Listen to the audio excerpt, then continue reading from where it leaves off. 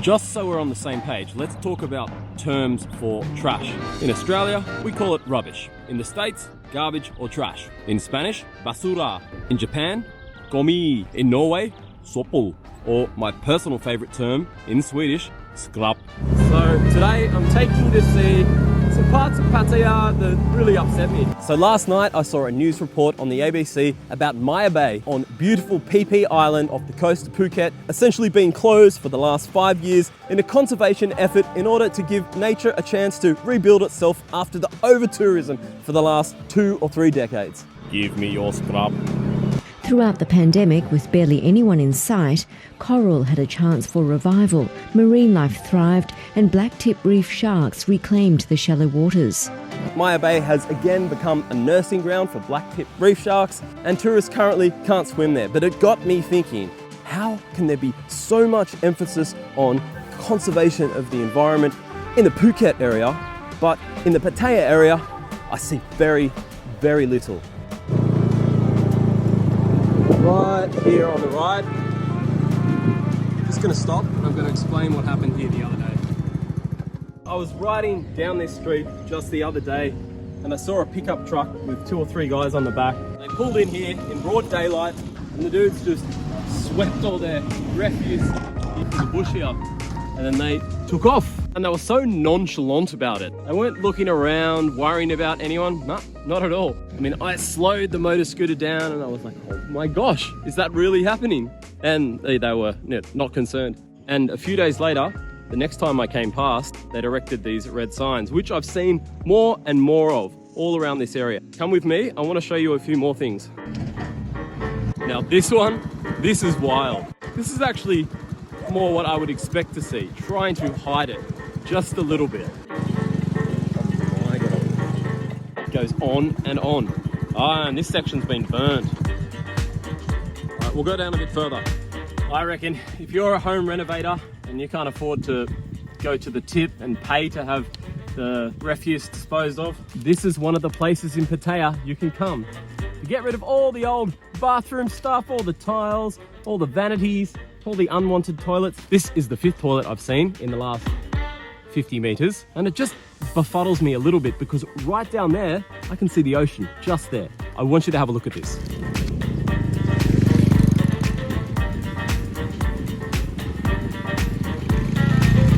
This is crazy. Adjacent to some of the most expensive condos that I've seen in Jomtien. And on this side, we're basically in the shadows of Riviera Monaco, one of the most exclusive hotels around here.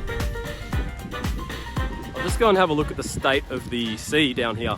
You know what, on an unrelated topic, I've never seen the sea this low tide before. You call me a saint, but you know I'm a stranger, all willing and able to do what you want. You think I'm a thinker, but I'm just a singer, all messy and pretty, just making believe. Boy, I'm falling, I'm falling, I'm falling, I'm falling, I'm falling down to obscurity. Don't let me ever be this alone.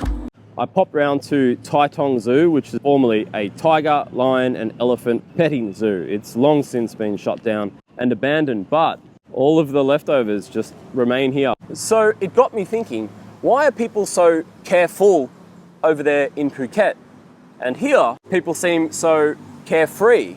There has to be a reason for this, right? So I started thinking about tourism numbers. So the higher number of tourists generate more waste. And tourism in Phuket is so much bigger than it is here in Pattaya. To me, it seems like there's a lack of waste management infrastructure here. I also can't help but think that a lack of awareness and education about the impacts of plastics and littering. What about at a government level? Well, I did some reading and Phuket has implemented stricter environmental regulations in order to maintain cleaner beaches. Apparently Phuket has more frequent and more robust environmental cleanup programs to keep their beaches at a cleaner level, and definitely financially as well. I reckon in Phuket there's probably higher investments, more upmarket resorts and hotels. Simply means there's possibly just a little bit more money left over to keep the surrounding environment clean.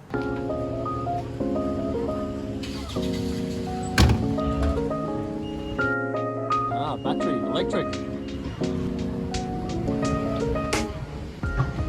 another red sign. We've got another ex-toilet. Now, I realise this is not a breeding ground for white tip reef sharks, but nonetheless. Oh look, another red sign. I wonder if there's a toilet here. We've got durian fruit shells and leftover cement. Oh, we'll go over here. Hang on. Oh, what's going on up the back here? We've got a mattress. Only durian. Durian and foam cups. How bizarre. Alright, so this is a food dumping site, this one. Food and food plastics. There's the Belangolo State Forest-esque road of dumping down there. I won't go down there because Soy Dog looks like he's well and truly king of that castle.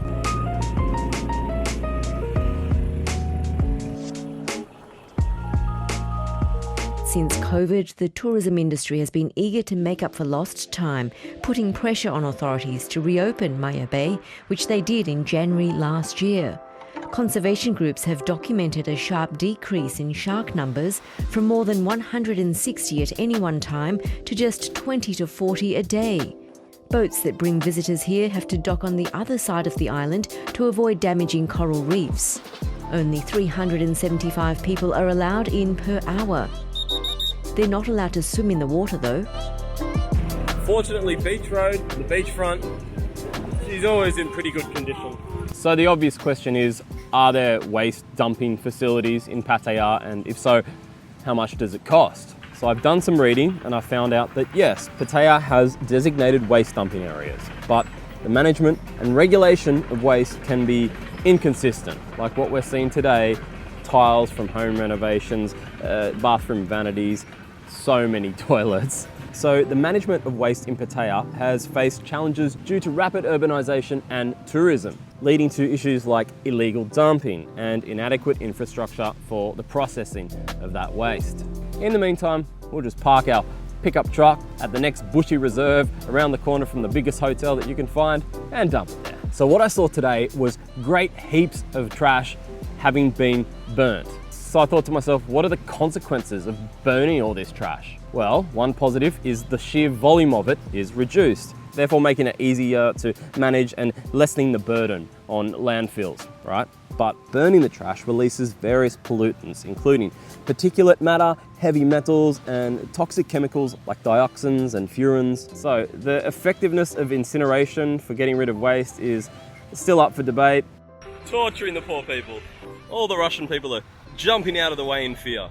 All right, I'm getting sick of riding around and looking at rubbish, looking at trash, so why don't we stop off for the first beer of the week. First beer I've had in a whole week. I'll pop into Danny's bar, see if he's there.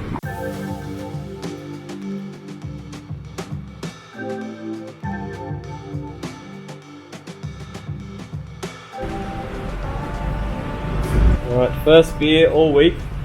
Cheers. Wow, that's yummy. Samai? Some? Samai. This is Samai. Homchu Sam. I think we meet before. Yeah. Big guy. White hat. You come with Chai. your friend. Yeah. Chai. Chai cup. I know. Out e cup. Okay, lo. บีมาก่อน มาชนก่อนจะได้ Come. Sharika.